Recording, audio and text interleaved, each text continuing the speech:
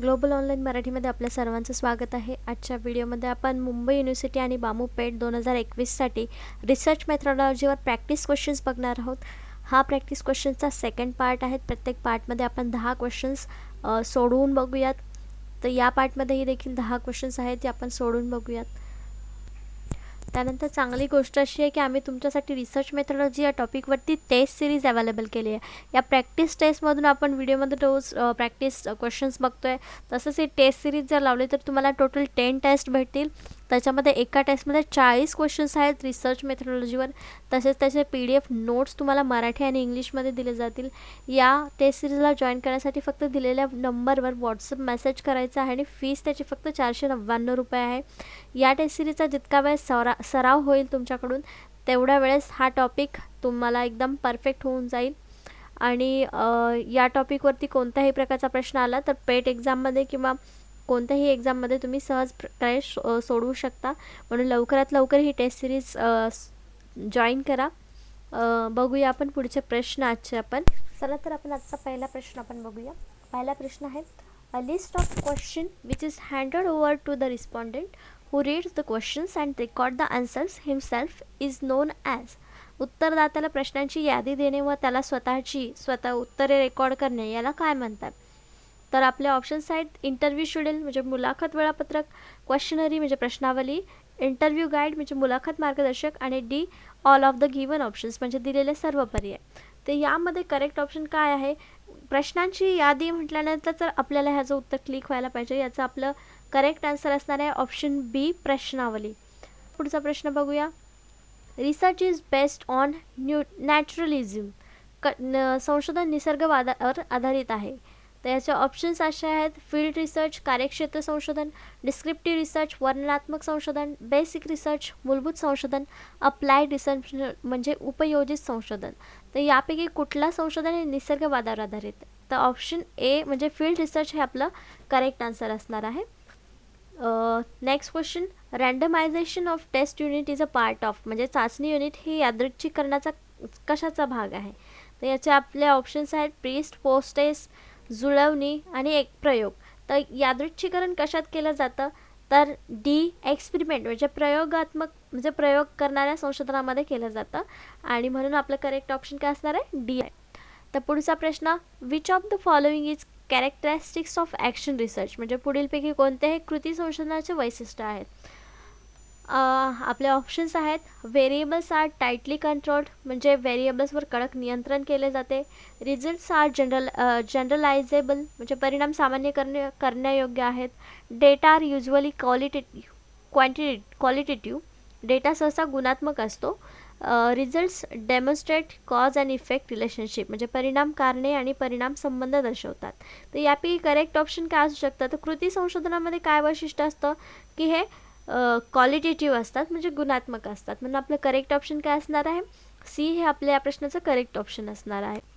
पुढचा प्रश्न बघूया. Exploratory research address which of the following type of questions. अन्वेषण संशोधन खालीलपैकी कोणत्या प्रश्नाचे उत्तर देते? तर काही प्रश्न म्हणजे आपले ऑप्शन्स काय, इफ, हाव, वाय आणि व्हॉट. तर आपण जे रिसर्चचे टॉपिक बघतो त्याच्यामध्ये एक्सप्लेनेटरी रिसर्चमध्ये प्रश्न विचारताना व्हॉटनी विचारतात. म्हणून आपल्या या प्रश्नाचा आन्सर काय असणार आहे? डी हे करेक्ट ऑप्शन असणार. पुढचा प्रश्न, which of the following is not source of getting information for exploratory research. शोध संशोधनाची माहिती मिळवण्याकरिता खालीलपैकी कोणते स्रोत नाही? प्रश्न नेहमी योग्य वाचायचा आहे आपल्याला. नाही जर असेल त्यातलं एक नाही असणार आहे आणि आहे म्हटलं तर त्यातलं एक असणार आहे. तर आपले ऑप्शन्स आहेत, कंटेंट ॲनालिसिस म्हणजे सामग्री विश्लेषण, सर्वेक्षण, केस स्टडी, प्रकरण अभ्यास, पायलट स्टडी, प्रारंभिक अभ्यास. आता याच्यामध्ये विचारले की शोध संशोधनाची माहिती मिळवण्याकरता खालीलपैकी कोणते स्रोत नाहीत किंवा उपयोगी पडत नाहीत. तर यामध्ये आपण बघू शकतो की सर्वेक्षण हवं असतं, केस स्टडीज हवे असतात आणि प्रारंभिक अभ्यासही हवं असतं. तर मग आपलं यातलं ऑप्शन काय असणार? ऑप्शन ए हे ऑप्शन करेक्ट असणार आहे.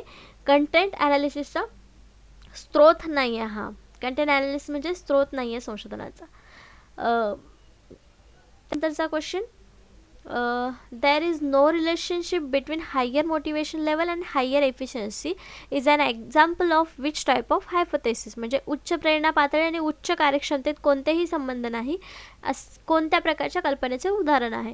तर आपण याचे ऑप्शन्स बघूया. अल्टरनेटिव्ह, नल, कोरिलेशनल आणि रिसर्च म्हणजे संशोधनात.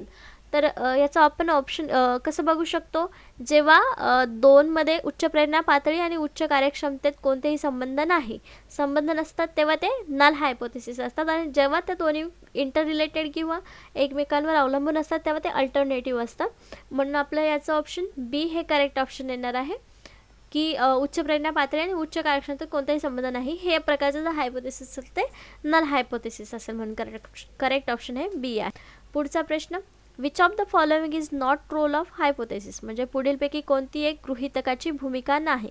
आपले options, guides the direction of study, अभ्यासाची दिशा दाखवणे, determination feasibility of conducting the study, अभ्यास आयोजित करण्याची व्यवहार्यता निश्चित करा, आयडेंटिफाईज द रिलेव्हंट अँड इररिलेव्हंट फॅक्ट्स म्हणजे संबंधित आणि असंबंधित तथ्य ओळखणे, provides the framework for organising the conclusion म्हणजे निष्कर्षाचे आयोजन करण्यासाठी फ्रेमवर्क प्रदान करते.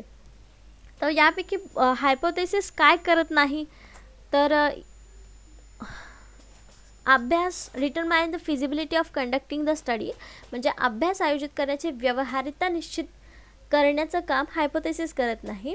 तर बाकीचे तिन्ही जी कामं आहेत, दिशा दाखवणे किंवा तथ्य ओळखणे किंवा एक फ्रेमवर्क तयार करणे, ही तिन्ही कामं हायपोथेसिस करतात. म्हणून आपलं याचा ऑप्शन बी हे करेक्ट आहे.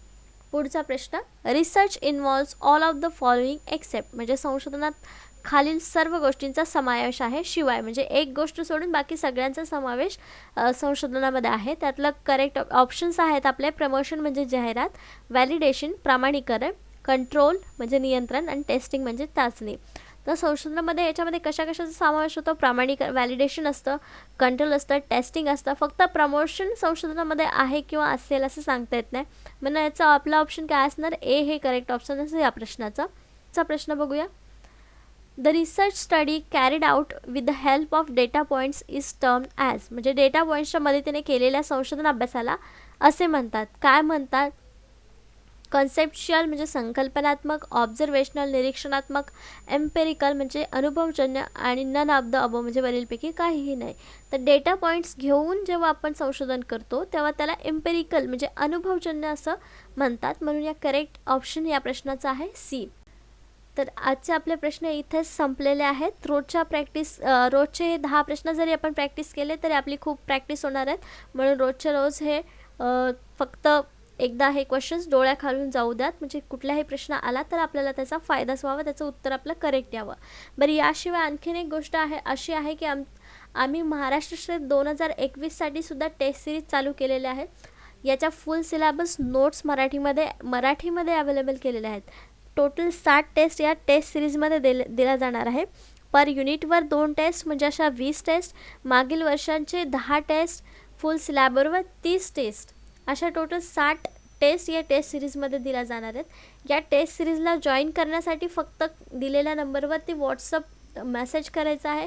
याचे फीस 1499 असणार आहे आणि जो व्हॉट्सअपवर ग्रुप असणार आहे तो पूर्णपणे पेड ग्रुप असणार आहे.